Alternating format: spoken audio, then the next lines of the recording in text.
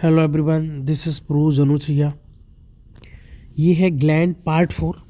इससे related already 3 videos में अपने चैनल पर डाल चुका हूँ, जहाँ पर हमने थायराइड ग्लैंड तक बात कर ली थी।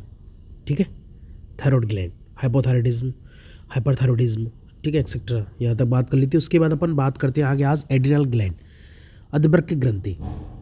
तो it is present above the kidney. तो ये जो होती है वो किडनी के ऊपर स्थित होती है। प्रत्येक वृक्क के शीर्ष पर पीले भूरे रंग की 4 से 6 ग्राम की टोपी के समान अधबृक्क लगी रहती है। ठीक है, इसमें इसके कैरेक्टरिस्टिक्स बता दिया, इसकी पहचान बता दी। कलर कैसा होता है? पीला भूरा रंग। ठीक है, साइज़ क्या है इसका? 4 से 6 ग्राम का। ठीक है, साइज हो गया इसका, या वज़न हो गया। ठीक है, और ये कहाँ पर होती है? वृक्क के शीर्ष पर स्थित होती है। ठीक है, इसकी आकृति क्या होती है? टोपी के समान। ओके, तो ये जो ग्रंथि है वो 2 भागों में बटी होती है। पहला भाग होता है एड्रिनल कॉर्टेक्स, दूसरा होता है एड्रिनल मेडुला। तो पहला बात करते हैं अपन एड्रिनल कॉर्टेक्स की। तो it is outer part of adrenal gland. ठीक है, तो ये अधबृक्क की ग्रंथि जो होती है उसका बाहरी भाग होता है। It produces following hormones. ठीक है, तो ये जो है ये निम्न हार्मोन स्रावित करता है। ठीक है, पहला हो गया ग्लूकोकोर्टिकोइड। ठीक है, इसका मुख्य कार्य भोजन के विभिन्न अवयवों के उपापचय, यकृत में ग्लाइकोजेनेसिस, प्रोटीन से ग्लूकोज का निर्माण, जल तथा इलेक्ट्रोलाइट का शरीर में वितरण एक्सेट्रा का नियंत्रण करता है। ठीक है, तो ये क्या क्या कंट्रोल करेगा?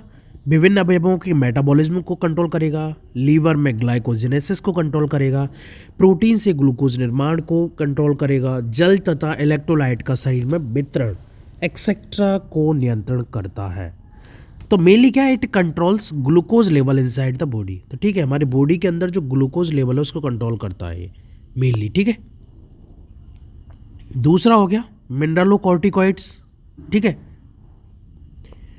तो it controls level of minerals and salt inside the body. ठीक है, तो ये जो है मिनरल और सॉल्ट के स्तर को, या मिनरल या सॉल्ट को कंट्रोल करता है अपनी बॉडी के अंदर। ठीक है, फॉर एग्जाम्पल हो गया एल्डोस्टेरोन। ठीक है, तो ये क्या करता है? एक्ट ऑन किडनी, ये किडनी पर कार्य करता है। ठीक है, तो ये क्या है? लवण प्रतिधारक हार्मोन है या फिर सॉल्ट रिटेनिंग हार्मोन है। ठीक है, क्योंकि इसके प्रभाव से क्या ईसीपी और रोदर में सोडियम, पोटेशियम और क्लोराइड आयनों की तथा इन्हीं के अनुसार जल की उपयुक्त मात्रा बनी रहती है। ठीक है, तो एल्डोस्टेरोन क्या हो गया? सॉल्ट रिटेनिंग हार्मोन हो गया। ठीक है, इसके प्रभाव से क्या होगा? ईसीपी और ब्लड में जो होते हैं सोडियम, पोटेशियम और क्लोराइड, ठीक है, इनको कंट्रोल करता है। ठीक है, और इससे क्या होता है? जल की उपयुक्त मात्रा बनी रहती है। ठीक है, अगला हो गया सेक्स हार्मोन्स या लिंग हार्मोन्स। एड्रिनल कॉर्टेक्स जननांग का विकास नियंत्रित करता है। अतः एड्रिनल कॉर्टेक्स से प्रत्येक व्यक्ति में कुछ नर हार्मोन अर्थात एंड्रोजन्स और अति सूक्ष्म मात्रा में मादा हार्मोन अर्थात एस्ट्रोजन स्रावित होता है। ठीक है, प्रत्येक मेल में दोनों हार्मोन पाए जाएंगे, लेकिन एंड्रोजन की मात्रा अधिक, इसलिए नर समान लक्षण। ठीक है, एस्ट्रोजन की मात्रा कम, इसलिए फीमेल के समान लक्षण, बहुत कम ना के बराबर नहीं। ठीक है, these hormones controls development muscle of reproductive system. ठीक है, तो रिप्रोडक्टिव सिस्टम की जो मसल्स होती है उनके डेवलपमेंट को कंट्रोल करते हैं। ठीक है, अगला है एड्रिनल मेडुला। ठीक है, ये इनर पार्ट होता है। ठीक है, इट प्रोड्यूसेस, तो ये क्या क्या प्रोड्यूस करता है? तो पहले देख लेते हैं अपन एपिनेफ्रिन या एड्रिनलिन। ठीक है, यह हार्मोन अनुकंपी तंत्र से नियंत्रित होने वाली क्रियाओं को नियमित करता है। अनुकंपी तंत्र का मतलब क्या है? एक दो तरह के तंत्र होते हैं ना, एक सेंट्रल नर्वस सिस्टम होता है, एक सिंपैथेटिक नर्वस सिस्टम होता है। ठीक है, तो ये दूसरा वाला, ठीक है, सेंट्रल नहीं, सिंपैथेटिक। आगे देखते हैं, यह कार्यकारी अंगों इफेक्टर ऑर्गन्स को प्रभावित करता है। बिल्कुल, कार्यकारी अंगों पर प्रभावी होने के एड्रिनलिन अरेखित पेशियों को उत्तेजित करता है। ठीक है, प्रभावी होने के लिए क्या करेगा एड्रिनलिन?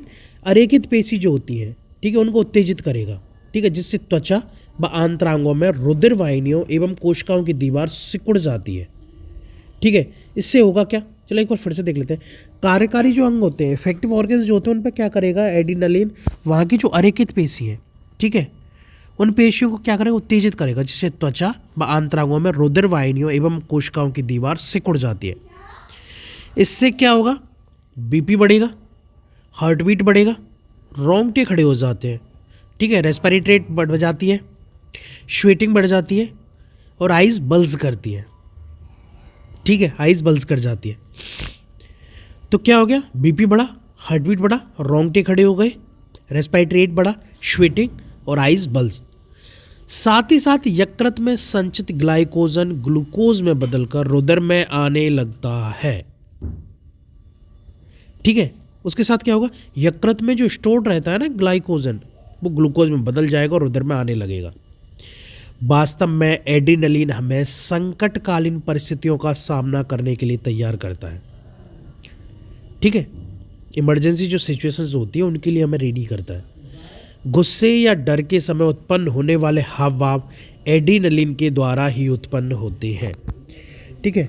इस बात को आपको माइंड में रखना है कि जब भी आपको गुस्सा आए या डर आए तो जो आपके चेहरे पर या आपकी बॉडी पर जो भी हाव भाव होते हैं उसका रेस्पॉन्सिबल कौन होता है, एड्रेनलिन ग्लैंड, ओके।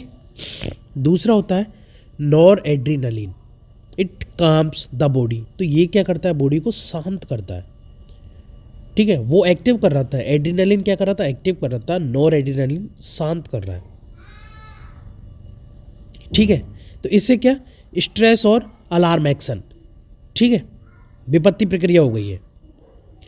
स्ट्रेस और मतलब अथवा, ठीक है, स्ट्रेस या alarm action. Adrenal gland provides chemical defence mechanism to our body, ठीक है। तो ये क्या करती है, हमारी बॉडी को रासायनिक सुरक्षा प्रदान करती है। अगला, adrenal medulla's hormone prepare the body for fight और फ्लाइट कंडीशन, ठीक है, या तो लड़ने की कंडीशन के लिए तैयार करेंगे या फिर भागने की कंडीशन के लिए तैयार करेंगे।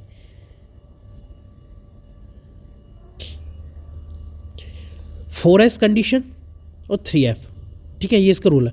4S salt, sugar, sex hormone, source of energy, ठीक है, 4S सॉरी। 3F क्या है, फियर, फाइट, फ्लाइट, या डर, फाइट लड़ना, फ्लाइट भागना, ठीक है। फिलहाल के लिए इतना ही, आगे की चर्चा अपन आगे की वीडियो में करेंगे। Thank you.